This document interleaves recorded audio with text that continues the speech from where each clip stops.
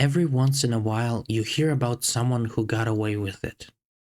The scammer who was never caught, the corrupt politician who kept his career, the businessman who lied and got rich, the bully who never faced consequences. And when that happens, people tend to respond in a very specific way. They say, "Oh, don't worry, it'll catch up to him. Karma will get him. He'll pay for it eventually."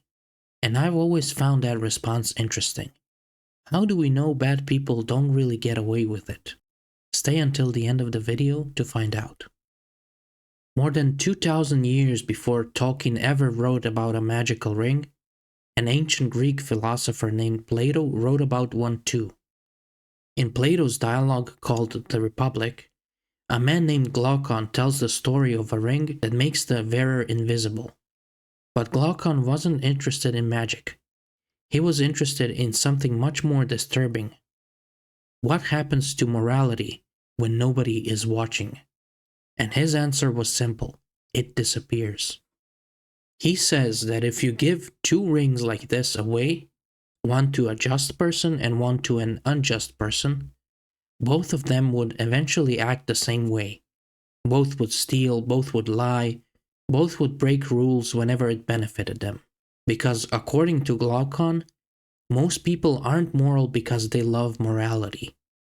They're moral because they fear consequences. Take away the consequences, and morality begins to fade. It's a deeply cynical view of human nature. And for a long time, the Ring of Invisibility was just a thought experiment. Glaucon had no way to test it. But thousands of years later, psychologists found ways to create something similar. Not actual invisibility, just situations where people believed they could get away with things, and the results were unsettling. In one experiment, children on Halloween were told they could take a piece of candy while the adult stepped away. Some children remained anonymous, others were identifiable. The anonymous children were more likely to take the extra candy, a small ring of Gyges. Then came the die roll experiments. Participants rolled a die in private. The higher the number, the more money they received. Nobody could verify the result. And somehow, people reported more high numbers than probability would predict. Not enough to make them look obviously dishonest, just enough to benefit.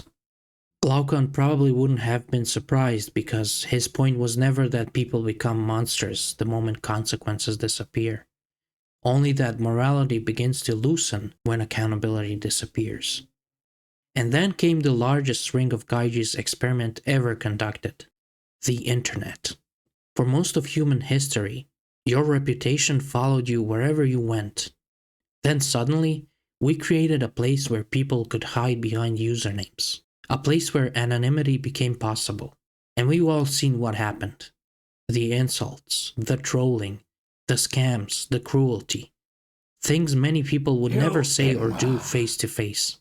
Not everyone behaves this way, but enough people do to make Glaucon's ancient question feel surprisingly modern. Give people a little invisibility, a little anonymity, a little protection from consequences, and morality begins to crack. Which is exactly what makes the next part of the story so interesting, because the man sitting across Glaucon wasn't impressed. The man sitting across from Glaucon was Socrates. And interestingly, Socrates doesn't really argue against the prediction itself. He doesn't say people wouldn't abuse the ring. Instead, he says Glaucon is asking the wrong question. Glaucon is asking, what can I get away with? Socrates is asking, what kind of person am I becoming? Imagine, Socrates says, that you use the ring successfully. You lie, you cheat, you manipulate people, you get everything you want, and somehow nobody ever catches you. Glaucon looks at this person and says, see, he got away with it. Socrates looks at the same person and says, no, he didn't. Because according to Socrates, the punishment isn't external. It's internal. Every dishonest act shapes the person committing it. A liar becomes more comfortable lying. A selfish person becomes more selfish. A greedy person becomes ruled by greed. Injustice doesn't just break rules, it changes character. And that's why Socrates isn't impressed by the ring of Gyges. Even if nobody catches you, he argues you're still paying a price. Now here comes my favorite part of the video. This is the good stuff. Whether you agree with Socrates or not, you've probably heard some version of his argument your entire life. Maybe not from philosophers, but from your parents, your teachers, your religion, the books you read, and the movies you watch. The message is usually the same. Lie and it will change you. Cheat and it will change you. Do bad things and somehow they'll come back to haunt you. The more I thought about it, the stranger it became, because once I noticed this idea, I started seeing it everywhere. Different cultures, different religions, different centuries, and yet they all seem to arrive at the same conclusion. Even if nobody catches you, you don't really get away with it. In Christianity, the idea of hell as punishment for your wrongdoings.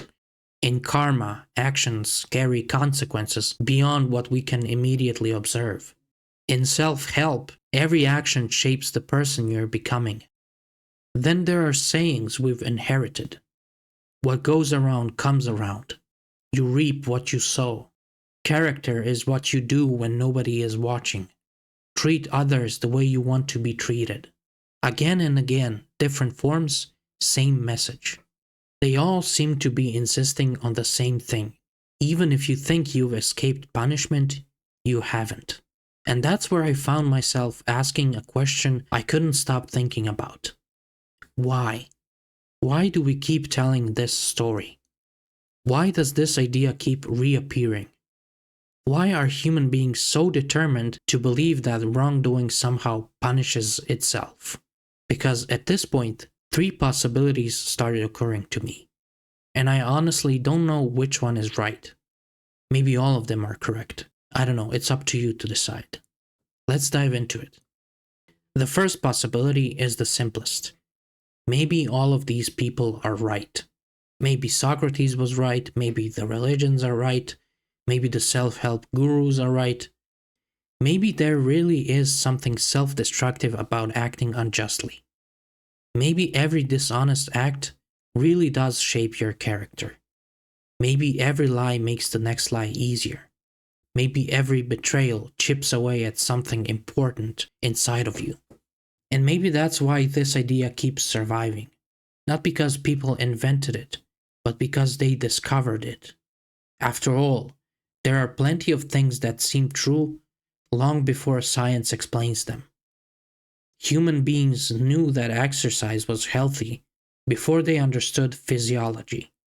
They knew sleep mattered before they understood neuroscience. Maybe the same thing is happening here. Maybe generations of people simply noticed a pattern. Maybe they noticed that people who repeatedly act selfishly become trapped by their selfishness. Maybe they noticed that greed tends to create more greed. Maybe they noticed that people can win externally while losing internally. If that's true, then Socrates wasn't coping, he was describing reality. But there is another possibility. And honestly, this is the one that kept pulling me back into the rabbit hole. What if this entire idea exists because we can't handle the alternative? Think about what Glaucon is really suggesting. Not merely that people cheat. We already know people cheat. Not merely that people lie. We already know people lie. The disturbing part is the possibility that some people really do get away with it. Completely. No punishment, no karma, no cosmic balancing of the scales. Nothing. Imagine someone who lies, manipulates, cheats, and exploits others. Imagine they never get caught. Imagine they become wealthy, successful, respected. Imagine they sleep perfectly well at night. Imagine they die believing they won. What then? Most of us instinctively resist that possibility. We want to believe there must be a hidden cost, a hidden punishment, a hidden consequence, something, anything, because otherwise the universe starts to feel unfair. Maybe that's why stories about karma are so popular. Maybe that's why we love seeing villains defeated. Maybe that's why we constantly tell ourselves that bad actions eventually come back to haunt people. Not because we know it's true, but because we desperately want it to be true. Maybe Socrates' answer comforts us. Maybe it protects us from a possibility we don't want to face. And then there is the third possibility, one that might be even more interesting. What if it doesn't matter whether the idea is true? What if societies need people to believe it? Think about it. The law can only do so much. Police can only investigate so much. Courts can only punish so much. Every society has a problem. What do you do about the things nobody sees? What do you do about the crimes that never get reported? The lies nobody discovers? The betrayals nobody witnesses? The selfish acts nobody can prove? No legal system can monitor every human being all the time. So perhaps societies evolved another solution, a psychological one, a cultural one, a story that says, even when nobody else is watching, it still matters. Maybe that's why versions of this idea appear everywhere. Religion says God is watching. Karma says the universe is watching. Socrates says your soul is watching. Modern psychology says your future self is watching. Different language, different traditions, but all solving the same problem. How do you persuade people to behave morally when nobody can see them? And if that's correct, then maybe these ideas survived not because they are true, not because they are false, but because societies built around them function better than societies built around Glaucon's conclusion. Because imagine a civilization where everyone genuinely believed, if I can get away with it, I should do it. How long would that civilization last? We don't know because there are no civilizations like that, right? And that's what keeps bothering me. Not the Ring of Gyges itself, not the experiments, not even the fact that Glaucon seems to have predicted something real about human behavior. What really bothers me is, why do we keep telling ourselves that people don't really get away with it? Why does that idea appear everywhere? Why do so many cultures, religions, philosophers, parents, teachers, and stories keep arriving at the same conclusion? Maybe they are describing something true. Maybe they are helping us cope with an unfair reality. Or maybe societies simply need people to believe it. Maybe all of these three possibilities are true at the same time. I honestly don't know. But maybe you do. Maybe you have an idea. If you do, then please share it in the comments because I am very interested and maybe we can get a discussion going on about this. That would be interesting. But anyways, thanks for watching. See you in the next one.